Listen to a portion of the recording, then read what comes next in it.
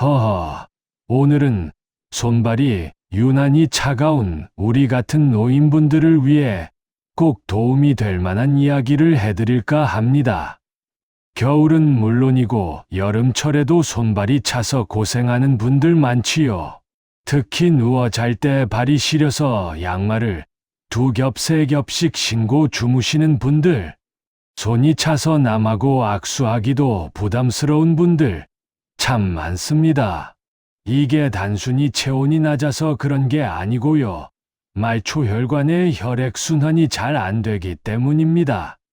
그리고 잘못된 식습관, 얇은 옷차림, 에어컨, 바람 같은 생활 습관도 손발이 더 차가워지게 만듭니다.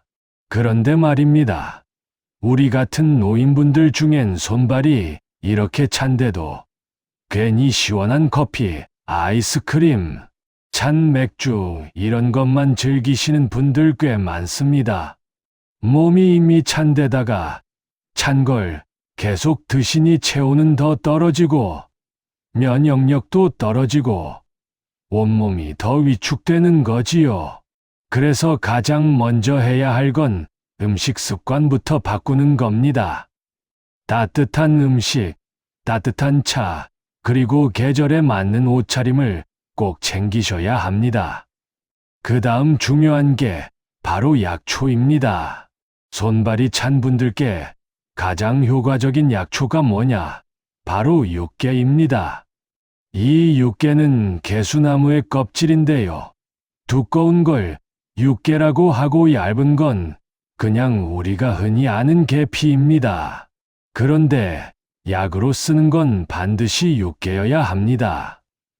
이 육개는 껍질이 두껍고 오래된 나무에서 벗겨낸 것이어야 효능이 뛰어나거든요. 얇은 건 식품용으로 많이 쓰고요. 5년생 정도 되는 나무 껍질은 향도 약하고 매운맛도 약합니다. 약으로 제대로 쓰려면 최소 10년 이상 된 나무에서 벗겨낸 육개를 써야 하고요.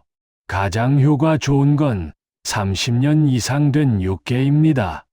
그런데 이런 건 가격도 비싸고 우리나라엔 잘 들어오지도 않지요. 이 육개를 제대로 고르려면 눈으로도 확인이 가능합니다.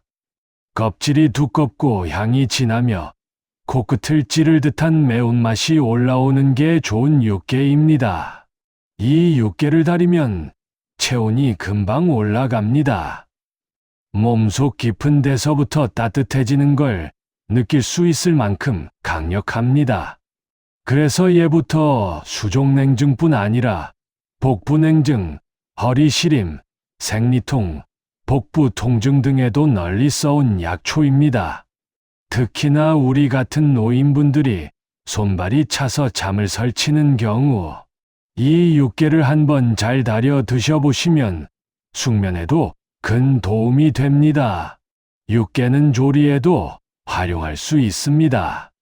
팥죽 끓일 때 곱게 빻은 육개 가루를 살짝 뿌려주면 맛이 한결 깊어지고 소화도 잘 되고 향도 참 좋습니다.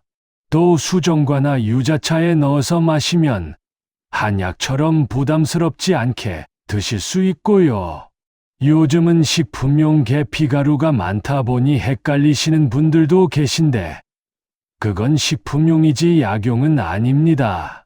식품용은 향만 내는 수준이고 약효를 기대하려면 반드시 두껍고 오래된 육개여야 합니다. 끓이실 땐 두껍기 때문에 최소 12시간은 푹 달여야 합니다. 처음엔 센 불로 팔팔 끓이다가 이후엔 약불로 줄여서 은근하게 우려내셔야 진한 약물이 나옵니다. 양은 대개 하루 35g 정도면 충분하고요. 하루 2번 공복에 드시면 흡수도 잘 되고 효과도 빠르게 나타납니다. 너무 오래 끓이면 쓴맛이 날 수 있으니 시간 조절만 잘하시면 됩니다. 요즘처럼 기온이 오락가락할 때 몸이 냉해지면 여러 가지 병의 원인이 되기 쉽습니다. 몸이 차가우면 소화도 안 되고 기운도 없고 감기 같은 질환에도 더 쉽게 노출됩니다. 그래서 체온을 지켜주는 게 곧 건강을 지키는 겁니다. 육개는 단순히 따뜻하게만 해주는 게 아니라 몸속 깊은 곳의 순환을 도와줘서 전체적인 활력을 회복시키는데 큰 도움을 줍니다. 우리 같은 노인분들은 근육량도 줄고 혈관 탄력도 떨어지고 대사 기능도 예전 같지 않다 보니 이런 약초 하나하나가 더 중요합니다. 육개처럼 오래된 전통 약초를 잘 챙겨 드시면 약국 안 가고도 건강하게 지내실 수 있습니다. 손발이 시려서 밤에 잠 못 이루고 아침에 이불 걷기 무서울 정도로 몸이 냉하신 분들, 오늘부터라도 이 육개를 삶아 드셔보시기 바랍니다.